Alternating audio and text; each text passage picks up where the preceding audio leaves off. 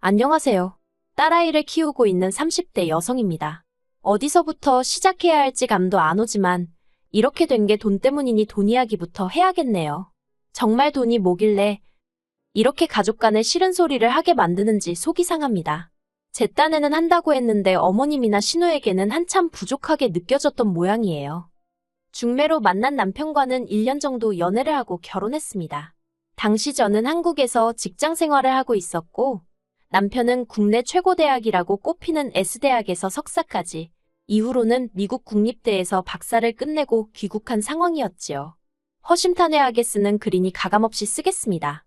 저는 중위권 여대를 나왔고 직장도 대기업이 아니라서 남편에게 학력이라고 해야 할지 그 부분에 있어서는 솔직히 부족하긴 했어요. 하지만 저희 시댁은 시쳇말로 못 찢어지게 가난한 집안이었습니다. 반면에 그래도 저희는 친정부모님이 재산이 꽤나 있으셔서 돈 걱정은 안 하고 사는 집이었어요. 직장 생활도 생계를 위해서라기보다는 제 나름대로 자아 실현의 목적으로 하고 있었던 거고요. 아무튼 가난한 집안의 똑똑한 남자와 부잣집의 평범한 여자의 만남이었다고 정리하면 빠르겠네요. 결혼을 전제로 한 만남이었기에 시댁이 가난한 것은 결혼에 큰 문제가 되질 않았어요.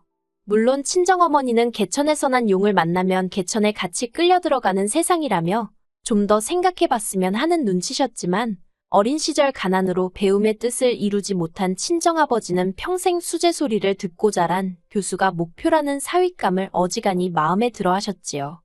그래서 남편 쪽에서 준비하기 어려운 조건들, 예를 들어 신혼집이라던가 자동차 같은 거 전부 저희 친정에서 해주셨어요. 일단 아파트 같은 경우 20평대이긴 했어도 대출 없이 세금까지 아버지가 전부 다 내주셨고요. 자동차 역시 이름난 세단으로 한 대 뽑아주셨습니다.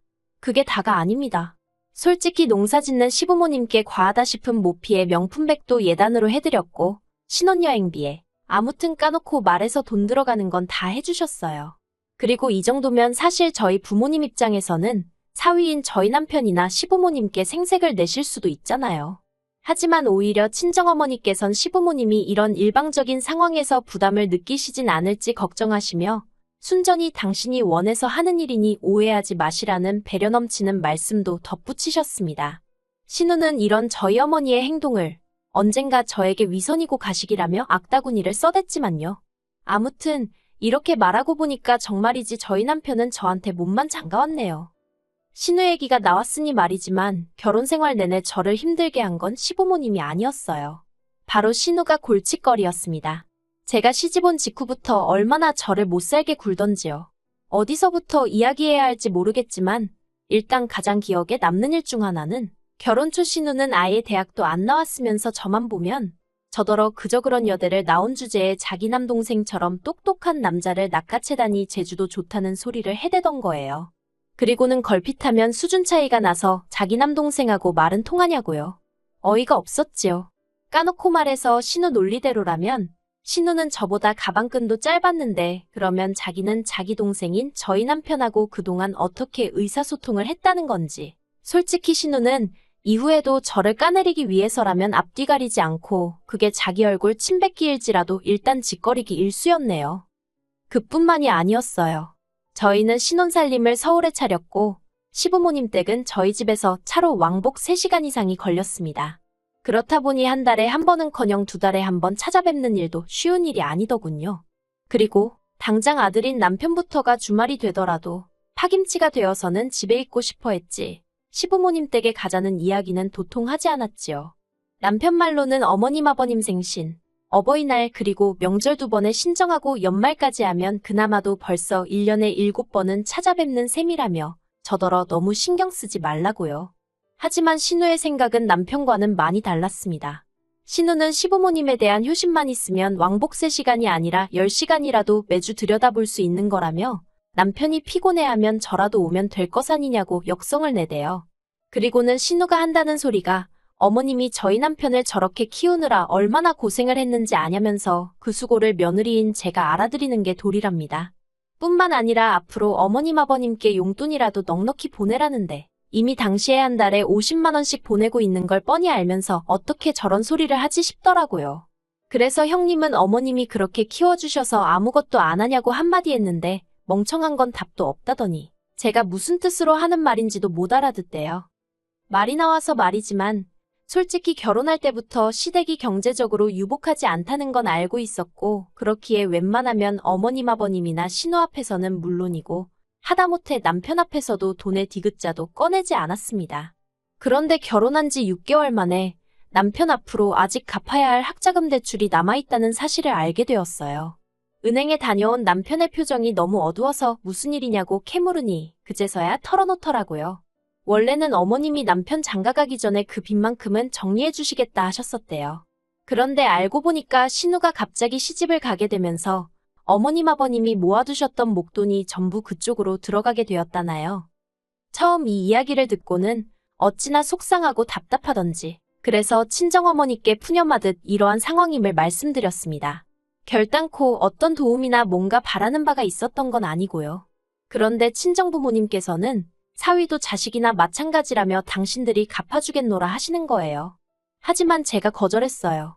이제 정말로 독립된 가정을 꾸렸으니 최대한 저희 힘으로 빚도 갚고 자리를 잡고 싶었거든요. 물론 친정부모님이 초반에 큰 도움을 주셨으니 그런 목표를 세울 수 있었던 거지만요. 아무튼 그런 일들이 몇 번이고 반복되다 보니 저도 사람인지라 시부모님이나 신우와 잘 지내고 싶었던 결혼 초의 마음은 온데간데 없어지고 적당히 거리를 두고 살게 되대요. 그리고 그렇게 지내다 보니 마음이 편해져서인지 결혼한 지 3년 만에 첫째를 임신했어요. 그런데 문제는 제가 임신한 타이밍이었습니다. 앞서 말씀드렸다시피 신우는 저희 부부보다 먼저 결혼을 했는데 그 결혼에는 말 못할 사연이 있었거든요. 신우가 심해부와 결혼을 하게 된 건 혼전 임신 때문입니다. 그런데 심해부 쪽에서는 사귄 지 얼마 되지 않았고 조건도 맞지 않는다며 신우더러 애를 지우라고 했다대요. 그런 소리를 듣고 가만히 있을 부모가 몇이나 되겠어요? 저희 어머님 역시 그 길로 심해부 집에 쫓아가서는 남의 딸 인생을 시쳇말로 조져놓을 셈이냐고 아주 깽판을 치고 오셨다고요.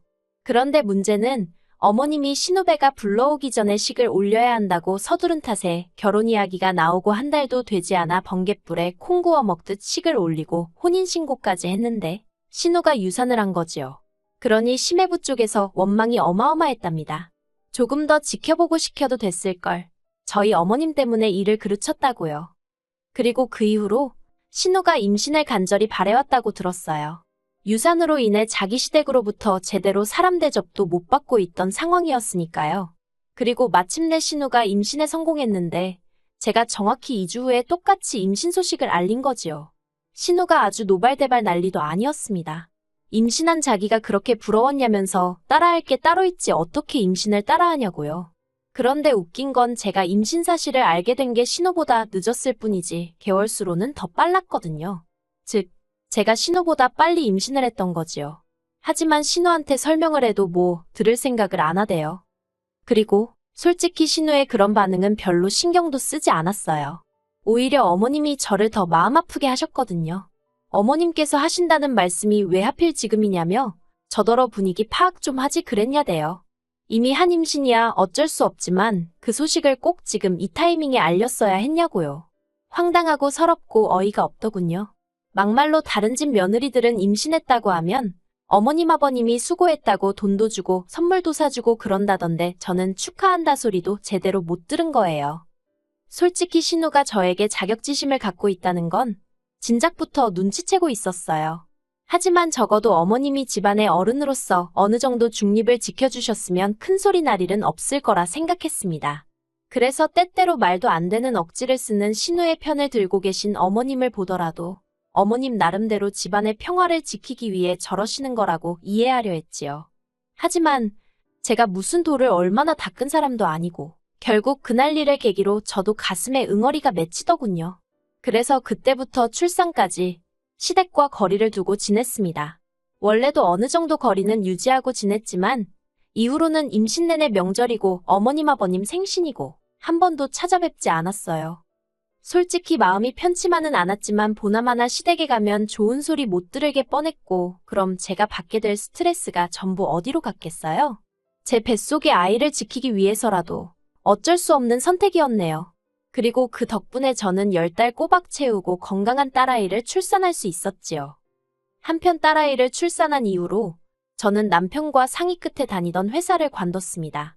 일단은 남편의 학자금 대출 상환이 끝났기도 했고, 솔직히 제가 다니던 회사가 육아휴직부터 시작해서 다른 회사들과 마찬가지로 있어야 하는 제도는 다 있기는 했어요.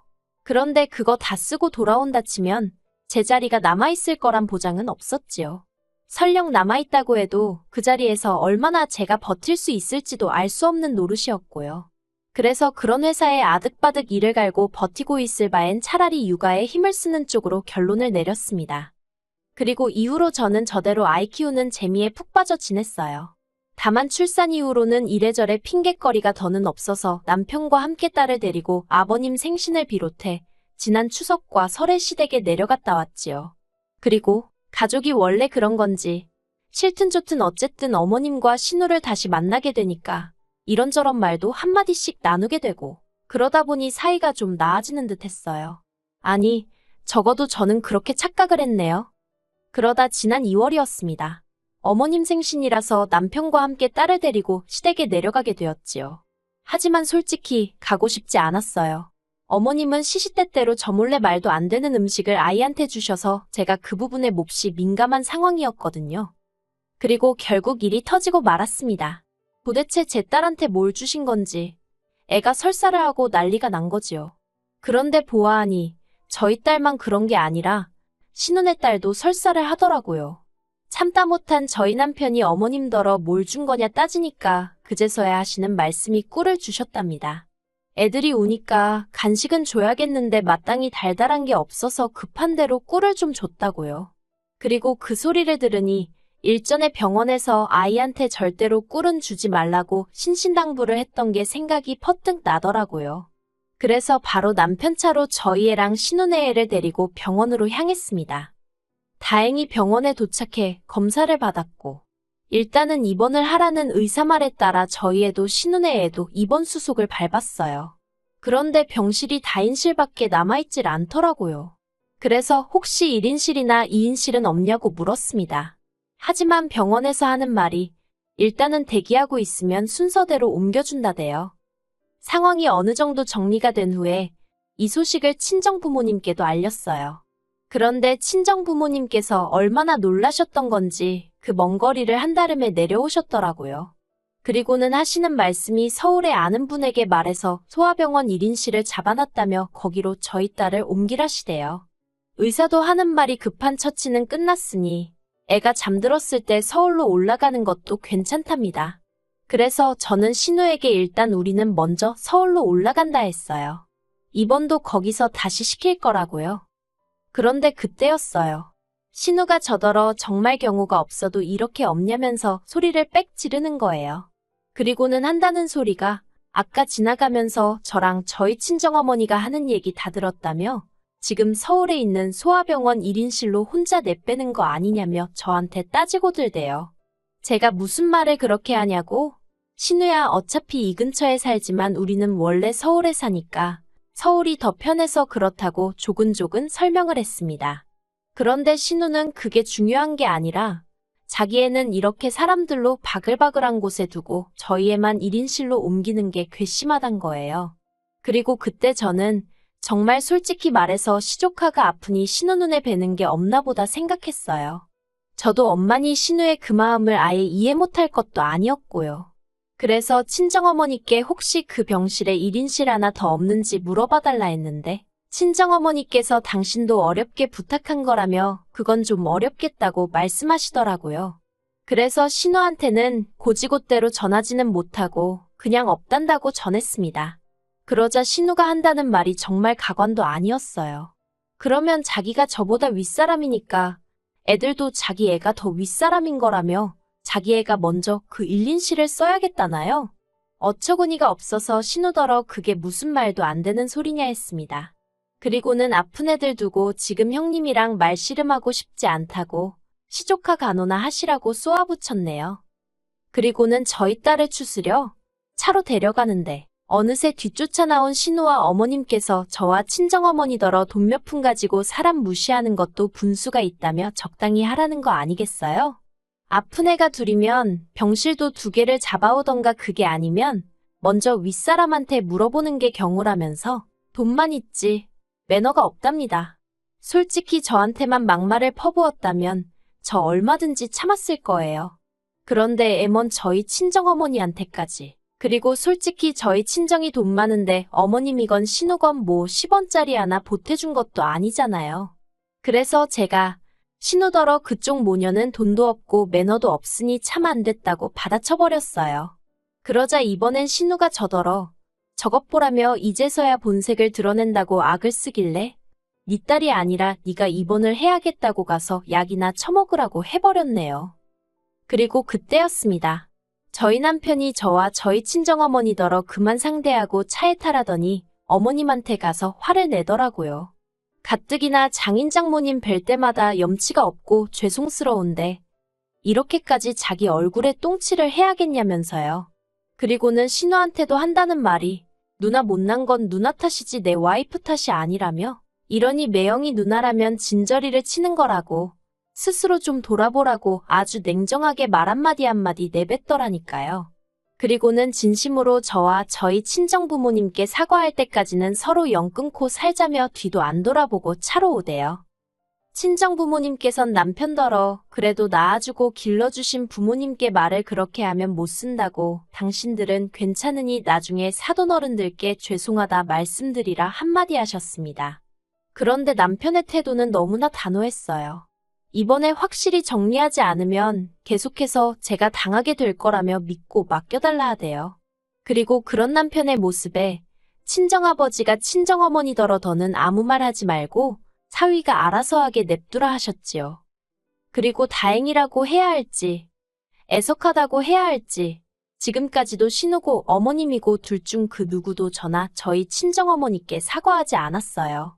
저는 그래도 용돈이라던가 하던 도리는 해야 하지 않나 싶었지만 남편이 그마저도 못하게 해서 아무것도 해드리지 않고 있는데 솔직히 저로서는 불편한 건 하나도 없고요.